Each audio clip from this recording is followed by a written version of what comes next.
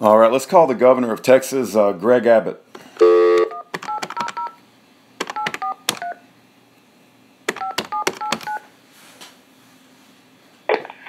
You have reached the office of Texas Governor Greg Abbott.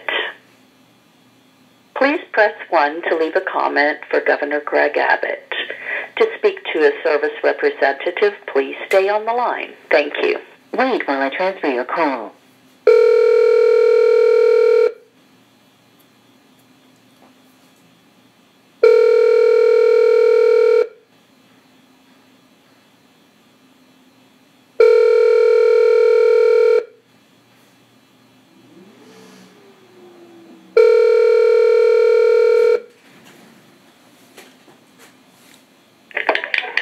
The governor.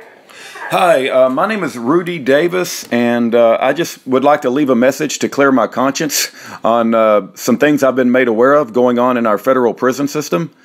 And is there any way you can record me, or is the best way just for me to share with you and you write notes down? Or well, let me get your phone. There's no way I can record you, but what's your phone number? My phone number is 972-839-9848, and my name is Rudy Davis, and I run a Texas prison ministry where I contact a lot of prisoners.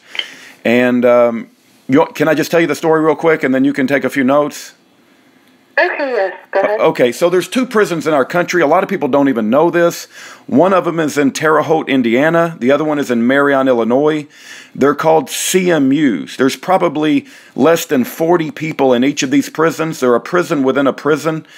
There's a YouTube video on TED Talks called The Secret Prisons You've Never Heard Of. And it talks about how the Department of Justice and the Bureau of Prisons built these prisons under George Bush for terrorists, right? But I communicate with a lot of these prisoners that are in these prisons, and many of them are not terrorists. They're political dissidents. They're political prisoners. I have a website called Year of Jubilee. Jubilee is spelled with 1 E, just like the King James Bible spells it. Everybody wants to put 2 E's, but it's only got 1. On that website, you're going to see Schaefer Cox, who is a political prisoner. He ran for Alaska House of Representatives in Alaska, and he's a political prisoner in Terre Haute, Indiana. There's also a man by the name of Russell Landers, and he's been 22 years in that prison, and he was with the Montana Freemen, and they're not letting him out.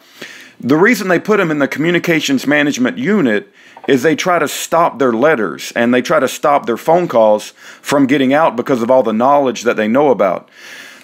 It's the same place they put Dylan Roof. Dylan Roof went and shot up the black church, and so Dylan Roof is in that prison, but there's also innocent people in that prison. So they put both the good with the bad. But here's what recently happened just last Saturday on the 10th of November. There's a prisoner, he's from Texas. His name is Robert David Neal. His prison number is 15151-180. 15151-180. His name is Robert David Neal. He's from Texas. He was very successful before they put him in prison. He was an entrepreneur. He worked for Wells Fargo Bank at one time. Very successful man. And he was exposing some corruption within our banking system. And so they had to shut him up, and they put him in the CMU prison. He's a Christian man, and he was communicating with me. I recorded phone calls and put it on YouTube from his prison, right? And he had only made 2 phone calls in 4 years. One of them was to me. And I recorded that phone call, and I said, this is a phone call from Robert David Neal. I didn't really know him all that well at the time, but he did tell me that he was a Christian, and he's written me 3 big envelopes full of, information about his case and about his, his Christian walk and things like that. Well, anyway, he had a lawsuit against a man by the name of Charles E. Samuels Jr. Charles E. Samuels Jr. was the BOP director up until just a few years ago before they replaced him. He was going to win that lawsuit. I do apologize, but is there something that you're needing assistance with? Or I'm going to get to the point. I'm going to get to the point. So anyway, I'm telling you all this. He was a Christian. He had a lawsuit. He was about to win the lawsuit. Well, on the 10th of November, he was murdered inside that prison. Okay, and I don't think anybody's going to care. I don't have any faith in our criminal justice system. I don't have any faith in the Bureau of Prisons. I don't have any faith in the DOJ. I don't have any faith in the FBI. And so a Texan was murdered in a Terre Haute, Indiana prison. It's a secret prison, by the way, and it's well known if anybody cares to investigate it, and nobody gives a damn. And so you may not give a damn either. I'm not trying to be mad or angry towards you or the governor, but I got to tell somebody because I believe he was murdered because he had a lawsuit that was about to be victorious against the BOP director, Charles E. Samuels Jr.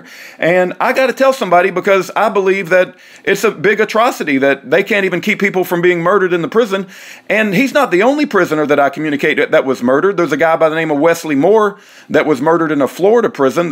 One of their famous ways to murder somebody is they put a lock at the bottom of a sock and they beat him to death in the head. Whitey Bulger was also murdered with a lock in a sock, and that was in a West Virginia prison. So I know I gave you a lot of information. The two things I would like for you to remember from this whole conversation is yearofjubilee.com, where I collect information on innocent people in prison, and Jubilee is spelled with one E.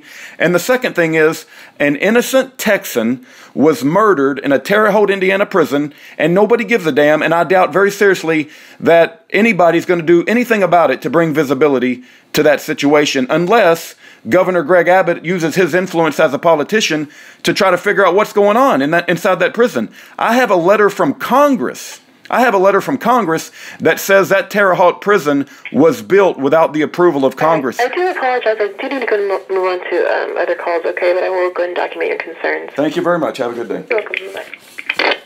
Yeah, that was Greg Abbott. You heard the attitude. So there's no doubt that, I'm trying to tell the truth.